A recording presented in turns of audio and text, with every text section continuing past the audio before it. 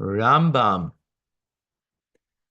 the laws of Shchenim. We're doing the laws of neighbors, neighborly laws. In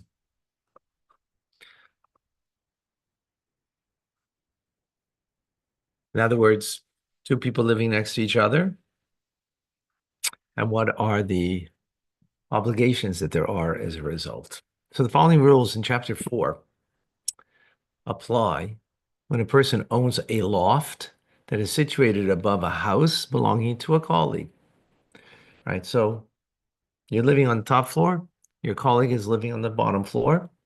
So your neighbors. If one of the walls of the house falls, the owner of the loft is not required to pay any cost incurred by the owner of the house in repairing it. Right? So there's the house and the loft, right? So the owner of the loft doesn't have to pay for any repair. Now, why would you think he would have to pay? Well, after all, his loft is only being held up because of the home below it, right? So maybe he would have to pay part of the repairs, right? So he's not required to pay any of the costs incurred by the owner of the house in repairing it.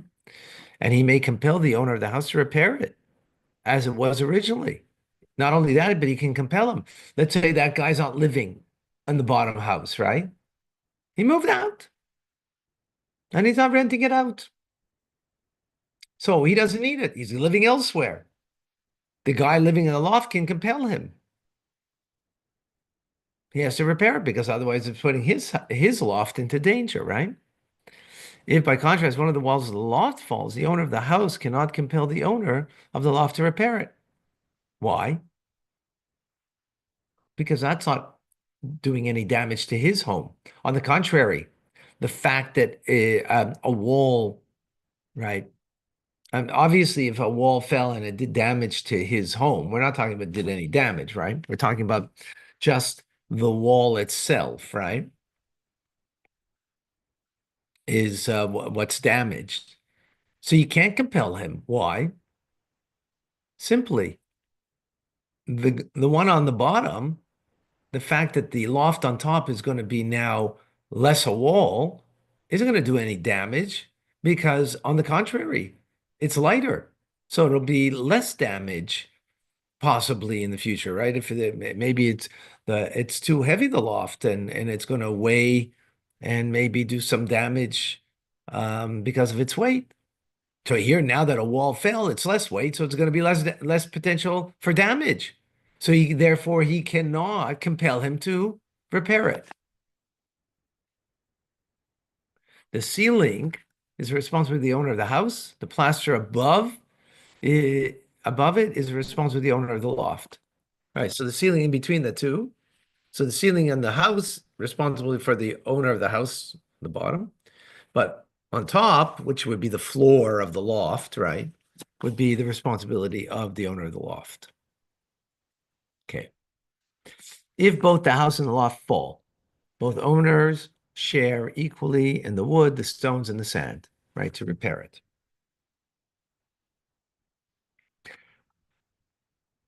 Why is that? Why don't they just do whatever? Oh, okay, so the commentary says, provided that their structures are equally in size. If not, then it should be divided proportionally, right? So,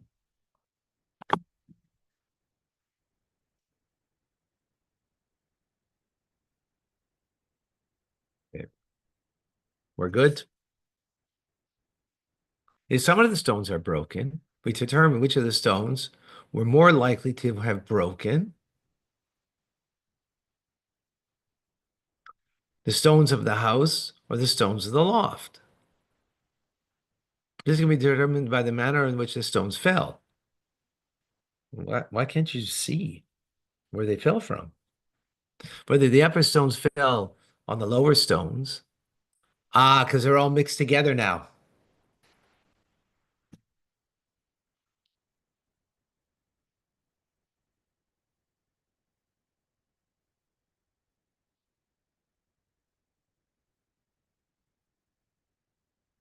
Right, so that makes it whether the upper stones fell on the lower stones and destroyed them, or the lower stones slipped out and the upper stones fell and they were destroyed.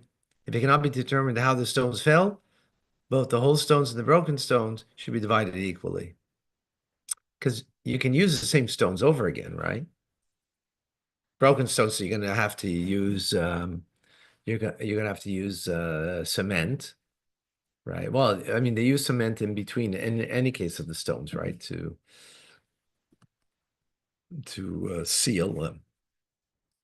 So either you can determine it, and if you can't, then they're equally divided.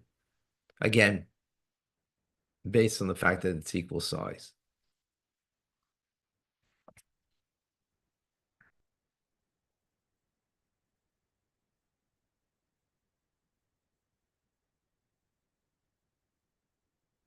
Following rule applies when both structures fall, and the owner of the loft tells the owner of the house to rebuild his home so that he can build his loft upon it.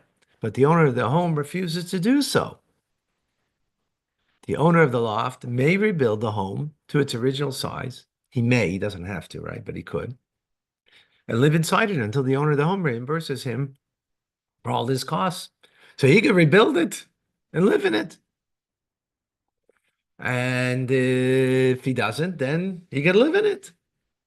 He must then leave and he must build his loft upon it if he desires. Interesting. Right? Kind of makes sense. Right. Now, what if he does want to?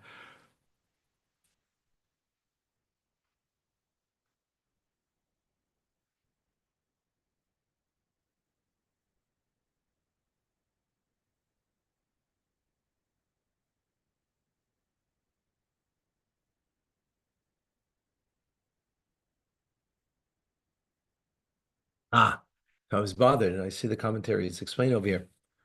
And previously, we said he could compel him. So why isn't he compelling him over here? So it's speaking about the commentaries explain that it's speaking about in a case where he traveled overseas and the court doesn't have a right to expropriate the property because he could build, right? And I guess his time and everything would be included in the price of, because if it was someone else, it would have to pay for the time or an effort.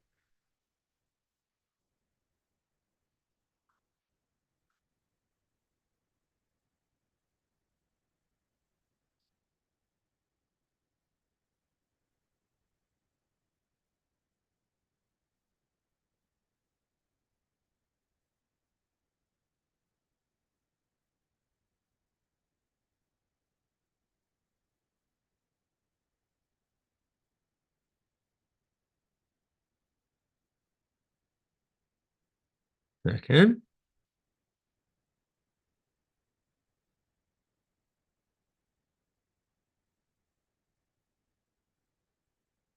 Before we spoke about he can compel him about building a wall. We didn't speak about the whole house. So another way to learn this is here speaking about the whole house, he can compel him for a wall because that's supporting. But once his house falls, he can't compel him because in the end he has to build his own house, right? Well, build your own house, the ground floor. Afterwards, he will, okay, so he's gonna have to pay for it. And this way, I guess you could build it the way you want, right?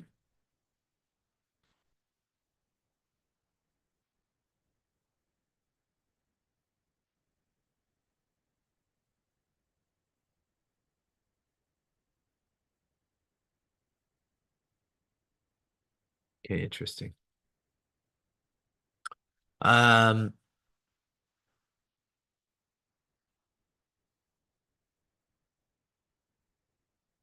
he then must leave and build a loft upon which if he desires, right? Okay, number four. If neither of them is able to rebuild a building, the owner of the loft receives one third of the land for whatever reason, right? They can't. So he gets one third of the land, and the owner of the house receives two thirds of the land. Why would that be if they are equal size? Explain the commentary. Because maybe they're too poor, or there's government regulations and they can't do it.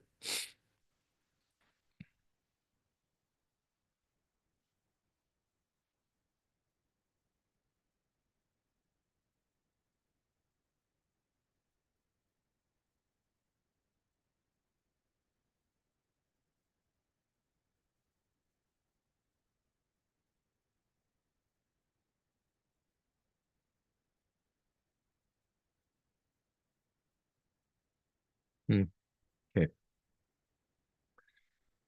If the owner of the house desires to rebuild his home, he should rebuild it as it was originally. The following rules apply. If he desires to change the structure of the walls, if he desires to strengthen them and increase their width beyond their previous measures, his desire is heeded. So you want to make it stronger, you could do that. If he desires to make them more narrow, weaker, originally they had been made from stone, and now he wants to make them from bricks, his desire is not heeded. He can't do it, can't make it weaker. If he desires to build the ceiling with heavier and stronger beams, his desire is heeded. If he desires to make them with narrower than they were originally, his desire is not heeded. So he can't do it. Again, same idea. If he desires to make more windows and increase the height of the house, his desire is not heeded. If he desires to reduce the number of windows, to diminish the height of the house, his desire is heeded. What? Less windows means stronger structure for the loft, right? So that's okay. Less height also means stronger, you know, I guess it also means a stronger loft, so that he could do. Similarly, the owner of the loft should rebuild it as was originally. If he desires to change the structure of the walls to increase the width of the and strength of the walls, his desire is on. Here's the opposite, right?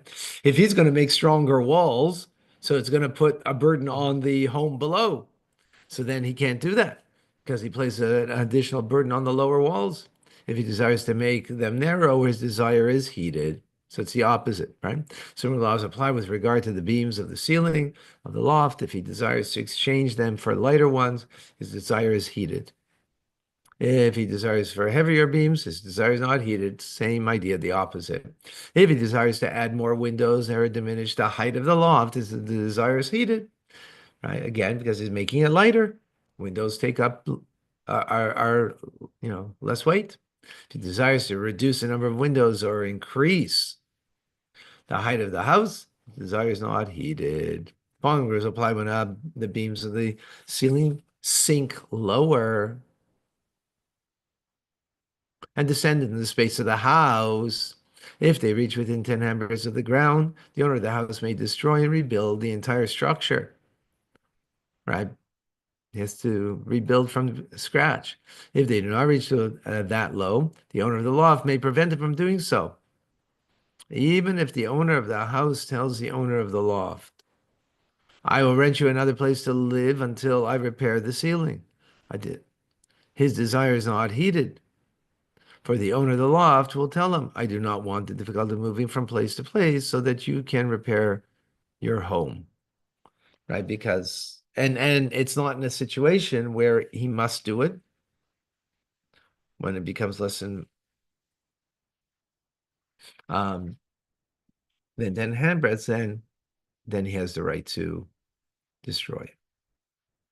Okay, I'm going to stop here. All right, folks, thank you. We'll see you later on, I guess.